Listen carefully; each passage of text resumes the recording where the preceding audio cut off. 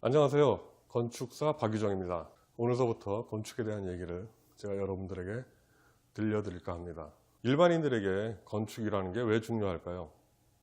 왜 중요한 것 같습니까? 그것은 여러분들 거의 대부분이 저를 포함해서 그 재산의 가장 큰 모든 재산을 다 합쳐 놓은 게 부동산 재산으로 전부 가지고 있게 되겠죠.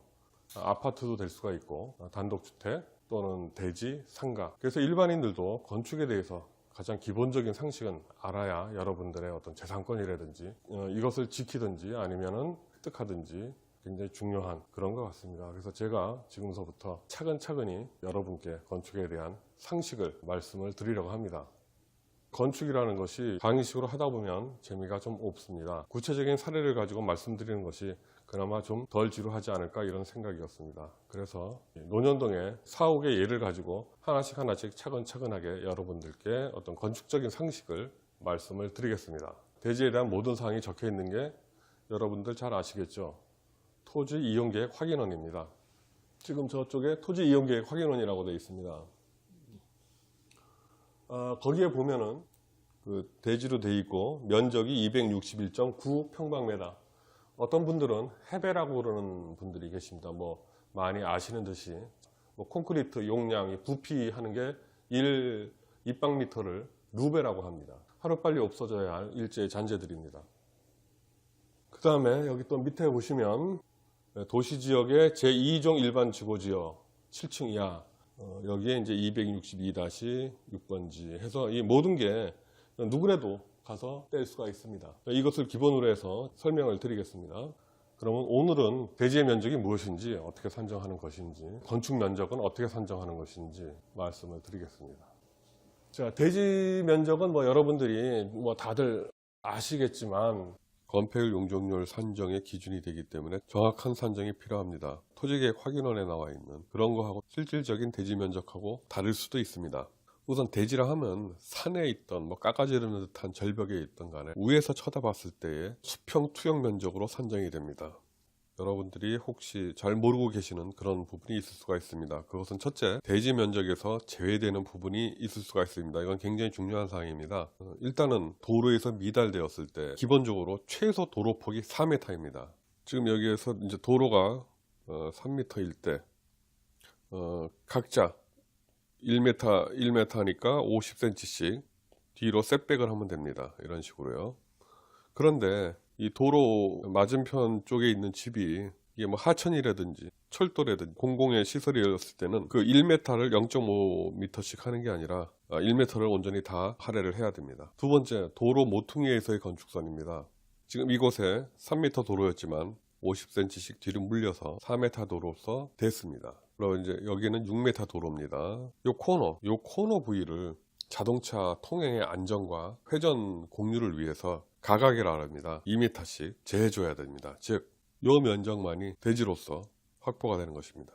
요게 이제 여러 가지 뭐 6m, 6m 또 8m 도로 이상 뭐 하는 식의 그 저희가 있기 때문에 그 일일이 지금 여기서 설명드리기는 그렇고, 지금 현재 4m, 6m가 됐을 때는 요 2m씩, 2m씩 잘라줘야 되기 때문에 약 2평방미터가 빠지게 됩니다.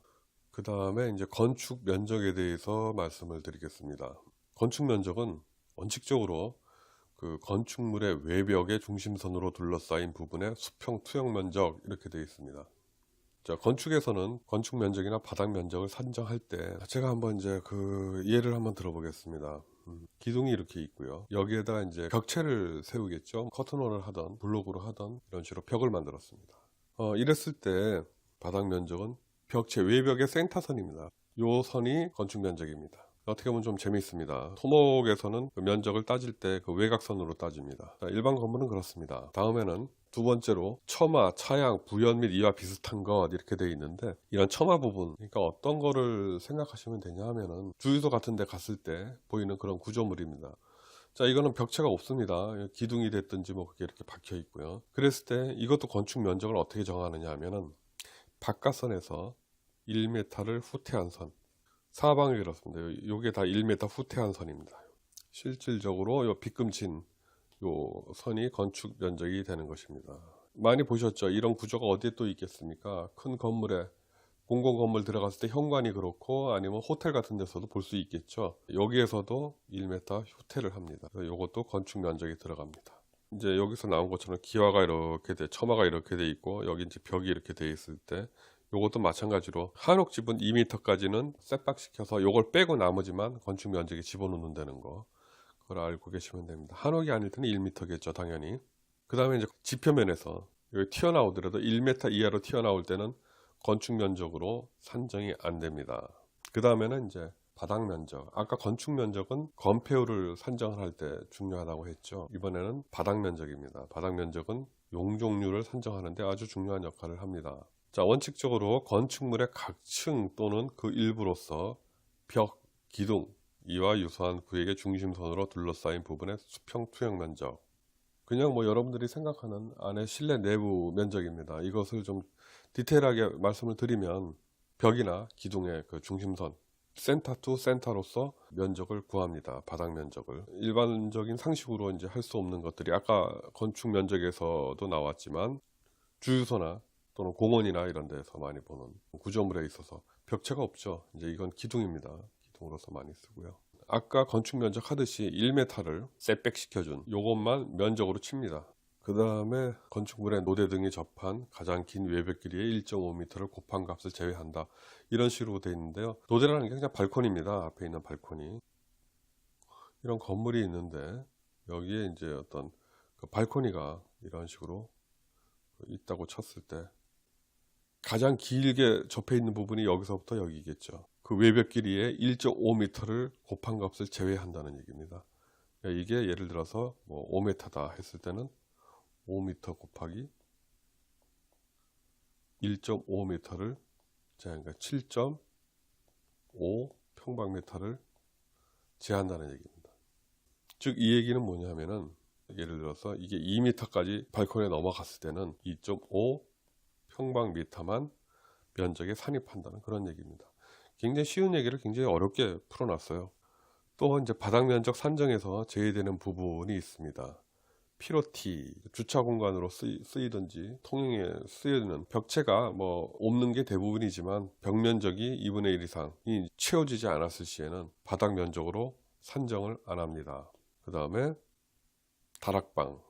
여기가 복층으로 되어 있을 때 1.5m 이하일 때는 다락방으로 쳐서 면적 산정이 안 들어갑니다. 경사지붕이 되어 있을 때는 가중 평균을 내서 1.8m 이하일 때는 면적이 안 들어가는 걸로 그렇게 돼 있고, 또 뭐 이렇게 승강기탑, 계단탑, 굴뚝 뭐 이런 것들 면적이 안 들어갑니다. 이제부터 실질적으로 여러분들이 건폐율, 용적률에 대한 그런 산정을 위해서 연면적이 무엇인지 말씀을 드려보겠습니다.